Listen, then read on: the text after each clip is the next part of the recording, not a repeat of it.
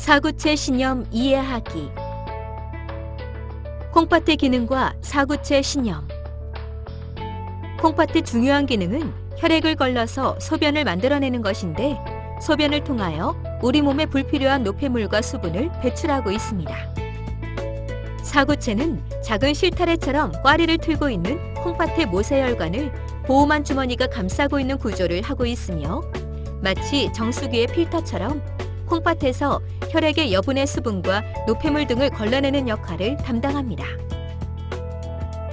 사구체 신염이란 사구체에 염증이 발생한 상태를 말합니다.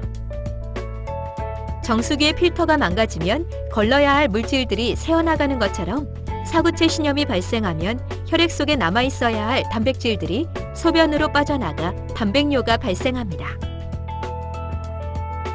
사구체의 손상이 더욱 진행하면 혈액을 걸러내고 노폐물을 배설시키는 콩팥의 능력이 감소하면서 체내에 노폐물이 쌓이게 되고, 투석이나 콩팥 이식 등 콩팥 기능을 대체하는 치료가 필요하게 됩니다.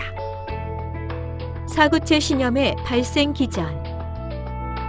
사구체 신염은 사구체에 염증이 발생한 상태를 의미하며, 기본적으로 면역 반응의 결과입니다.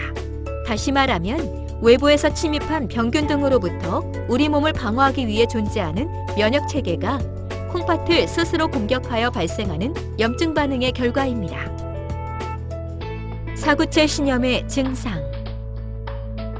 사구체 신염의 종류에 따라 나타나는 증상은 조금씩 다르지만, 소변 검사에서 혈뇨, 단백뇨가 나오거나 젊은 나이에 혈압이 높은 경우 사구체 신염을 의심합니다.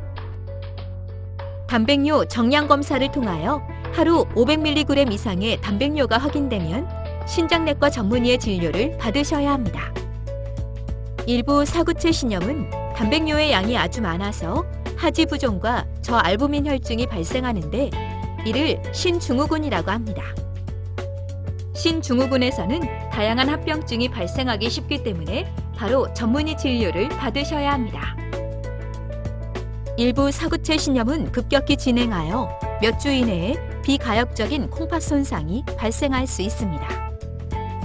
이 경우 콜라색 소변, 고혈압, 부종, 기력 저하, 체중 감소가 동반하는 경우가 많고, 즉각적인 진단과 치료가 필요한 상황입니다.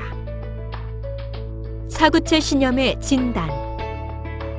먼저 혈액과 소변 검사로 크레아티닌, 혈중 요소질소, 콜레스테롤, 알부민, 혈뇨 및 단백뇨를 확인합니다. 요 시험 지본 검사에 더하여 정량 검사로 단백뇨의 양을 정확히 아는 것이 중요한데, 이것으로 콩팥이 얼마나 손상되었는지 유추할 수 있습니다. 사구체 신염이 의심되면 B형 간염, C형 간염 표지자에 대한 혈청 검사, 항액 항체나 혈청 보체 등의 면역 반응과 관련된 체내 항체 검사를 시행하는 것이 사구체 신염의 원인을 아는 데 도움이 됩니다. 사구체 신염의 확진은 콩팥 조직 검사를 통해 이루어집니다. 조직 검사란 초음파를 통해 콩팥을 관찰하면서 조직 검사용 침을 사용해 콩팥 조직의 아주 작은 조각을 얻어 현미경적으로 직접 관찰하는 것입니다. 콩팥은 혈류가 많은 장기로 조직 검사 후 출혈의 위험이 있으므로 입원하여 조직 검사를 시행하고, 시행 후 일정 시간 동안 움직이지 않는 것이 중요합니다. 참고로 신장 조직 검사는 모든 사구체 신염 환자의 필수 검사는 아니며, 임상적으로 치료 방침 결정과 예후 예측을 위해 필요하다고 판단되는 경우에 주로 시행합니다. 콩팥 조직 검사는 사구체 신염을 정확히 진단하고 세부 진단과 적절한 치료법 선택에 있어 아주 중요합니다. 사구체 신염의 치료. 사구체 신염의 종류와 진행 정도에 따라 치료 방법은 조금씩 다릅니다. 심한 단백뇨와 부종이 있는 신증후군에서는 스테로이드를 포함한 면역 억제제를 사용할 수 있고, 급성 사구체 신염이 빠르게 진행할 경우에도 고용량 스테로이드, 면역 억제제, 혈장 교환술 등의 치료를 받을 수 있습니다. 부종이 심하거나 노폐물이 많이 높으면 일시적으로 투석 치료를 받을 수도 있습니다. 콩팥 기능이 안정적이면서 단백뇨가 지속되는 경우는 단백뇨를 줄이기 위한 다양한 치료를 받는 것이 콩팥 기능을 장기적으로 보존하는 데 도움이 됩니다. 단백뇨의 양과 사구체 신염의 진행 정도가 비례하기 때문입니다. 단백뇨를 줄일 수 있는 치료로는 다음과 같은 것들이 있습니다. 항단백뇨 약제 복용. 단백뇨를 줄이는 것으로 가장 널리 사용하는 약제는 고혈압 치료제의 한 종류입니다.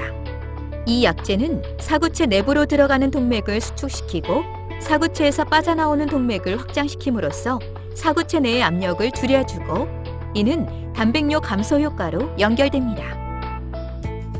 약제를 복용하면서 단백뇨가 줄게 되면 콩팥을 보호하는 효과를 얻기 때문에 고혈압이 없는 사구체 신염 환자에서도 해당 약제를 종종 복용합니다. 저염식. 염분을 적게 먹는 저염식은 항단백뇨 약제의 효과를 증대시키고 그 자체로도 단백뇨를 줄일 수 있는 효과가 있습니다. 또한 혈압을 안정시키는 효과도 있습니다. 상기의 치료에도 단백뇨가 감소하지 않고 콩팥 기능의 감소가 진행한다면 추가적인 치료가 필요하므로 신장내과 전문의 진료가 꼭 필요합니다. 만성질환 관리. 고혈압, 당뇨, 고지혈증 등은 신장 기능을 저하시킬 수 있는 중요한 원인이기 때문에 혈압과 혈당, 고지혈증 등을 잘 조절하는 것은 사구체 신염의 진행을 줄이는 데 꼭 필요합니다. 일상생활에서 주의할 사항. 과도한 염분과 단백질 섭취는 사구체 내부의 압력을 증가시키기 때문에 신질환이 악화될 수 있습니다. 특히 고혈압과 단백뇨가 동반된 사구체 신염 환자는 저염식을 통해 평소에 염분을 적게 섭취하는 것이 매우 중요하며, 경우에 따라서는 단백질을 적게 섭취하는 저단백식이도 필요할 수 있습니다. 하지만 과도한 단백질 제한은 영양결핍을 유발할 수 있고, 이는 더 큰 해가 될 수 있기 때문에 원인 질환이나 신장 기능의 저하 정도에 맞게 식이 조절을 시행해야 합니다. 신장 기능을 보호하기 위해서는 반드시 금연해야 합니다. 한편 신독성이 있는 진통소염제나 항생제 사용, 무분별한 건강식품 복용이나 과학적으로 근거가 없는 민간요법 등은 신기능을 악화시킬 수 있기 때문에 반드시 주치의와 상의해야 합니다.